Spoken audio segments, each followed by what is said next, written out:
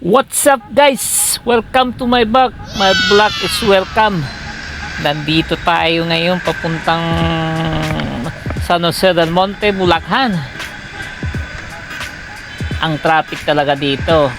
Kahit anong araw dito, sobrang traffic.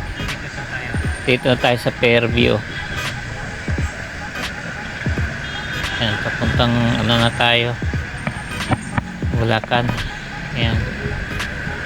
Sobrang mahirap dito, lalo na sa umaga saka sa hapon. Ako, kung may alternative kayo na daanan, huwag na kayo dadaan sa highway dahil ginagawa yung mga puno, sabi nila puno, hindi poste ng mga para sa train. Yan. At saka ang hirap talaga dito sa Bulacan, sobrang hirap. Ang tagal-tagal na, naka 2 years na ako, ilang taon pa yata yan, Bulacan na daanan na yan. Ang pangit sobra talaga yung daanan dyan, butas, may tubig. Grabe, tagal na yan, Bulacan na yan. Sobra, ewan ko, baka naman mayor, kongresistan, gobernador, shoutout sa inyo. Grabe ang daanan dyan, sobrang hirap ang daan. Kung mabilis ang takbo mo dyan, kaluluwa mo lumipat na rin, dahil lilipat ka talaga dyan, dahil yung butas malalaki at saka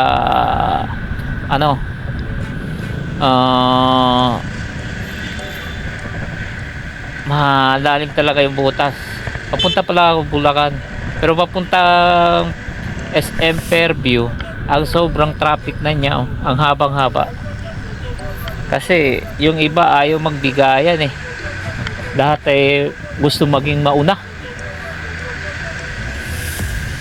Ito papuntang San Jose del Monte pa lang ako kasi may pasahero tayo. Alam naman ninyo yung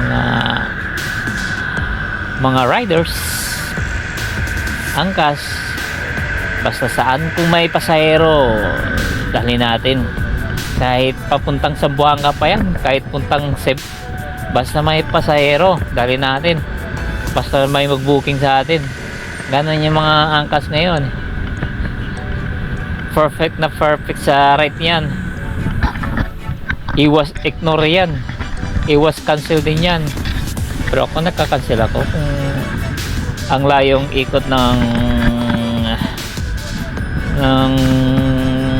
daanan. Kung lalo na sa EDSA, ikutan mo pa talaga mga ilang kilometers, abot ng 12 minutes after makapunta ka sa pasahero mo.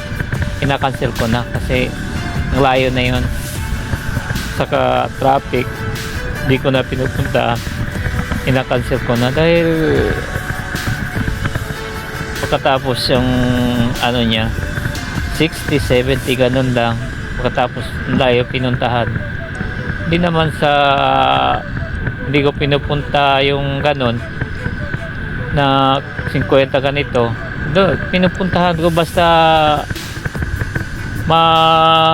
malawak lang yung daanan, hindi ikot ng malayo para sa EDSA. Nako, grabing traffic, hindi ko na pinupuntahan. Pero kung mga open area dito sa mga Novaliches, ganon, Fairview, kasi walang ikutan ganon, pinupuntahan ko. Hindi ko in-ignore, hindi ko kinakancel yan dahil pasahero yan eh.